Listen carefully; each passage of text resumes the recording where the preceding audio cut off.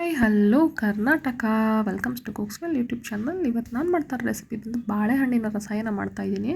ಇದನ್ನು ಹೇಗೆ ಮಾಡೋದು ಅಂತ ತೋರಿಸ್ತೀನಿ. ಅದಕ್ಕಿಂತ ಮುಂಚೆ ಯಾರ್ಯಾರು ಹೊಸ್ದಾಗಿ ನನ್ನ ವೀಡಿಯೋ ವಾಚ್ ಮಾಡ್ತಾ ಇದ್ದೀರಾ ದಯವಿಟ್ಟು ಸಬ್ಸ್ಕ್ರೈಬ್ ಮಾಡ್ಕೊಂಡು ನನ್ನ ವೀಡಿಯೋ ವಾಚ್ ಮಾಡಿ ಅಂತ ಹೇಳ್ತಾ ಲೈಕ್ ಮಾಡಿ, ಶೇರ್ ಮಾಡಿ, ಕಮೆಂಟ್ ಮಾಡೋದು ಮರಿಬೇಡಿ.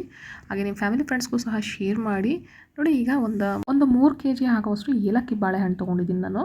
ನೋಡಿ, ಈ ರೀತಿ ಅದನ್ನು ಸಿಪ್ಪೆ ತೆಗೆದು ಒಂದು ಬೌಲಿಗೆ ಸ್ಟೋರ್ ಮಾಡ್ಕೊತಾ ಇದ್ದೀನಿ. ನೋಡಿ, ಈ ರೀತಿ. ಆನಂತರ ಚಿಕ್ಕದಾಗಿ ನೋಡಿ ಈ ರೀತಿ ಪೀಸ್ ಮಾಡ್ಕೊಳ್ಳಿ. ಚಿಕ್ಕದಾಗಿ ಕಟ್ ಮಾಡ್ಕೋಬೇಕು ನೀವು.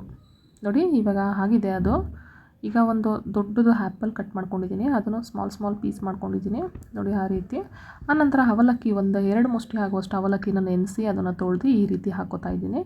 ಆನಂತರ ಒಂದು ಅರ್ಧ ತೆಂಗಿನಕಾಯಿ ತುರಿ, ಅರ್ಧ ಹೋಳು, ಒಂದು ಕಾಯಲ್ಲಿ ಅರ್ಧ ತೆಂಗಿನಕಾಯಿ ತುರಿ. ನೋಡಿ, ಅದನ್ನು ಅಷ್ಟೇ ತುರಿದಿಟ್ಕೊಂಡಿದ್ದೆ ಹಾಕ್ಕೊಂಡಿದ್ದೀನಿ. ಹಾಗೆ ಒಂದು 2 ಬೌಲು, ಮೀಡಿಯಮ್ ಬೌಲಲ್ಲಿ 2 ಬೌಲು ಬೆಲ್ಲ ತೊಗೊಂಡಿದ್ದೀನಿ, ಉಂಡೆ ಬೆಲ್ಲ. ಅದನ್ನು ಹಾಕ್ಕೊಂಡು ಎಲ್ಲ ಮಿಕ್ಸ್ ಮಾಡಿಕೊಂಡ್ರೆ ನೋಡಿ, ಬಾಳೆಹಣ್ಣಿನ ರಸಾಯನ ರೆಡಿ.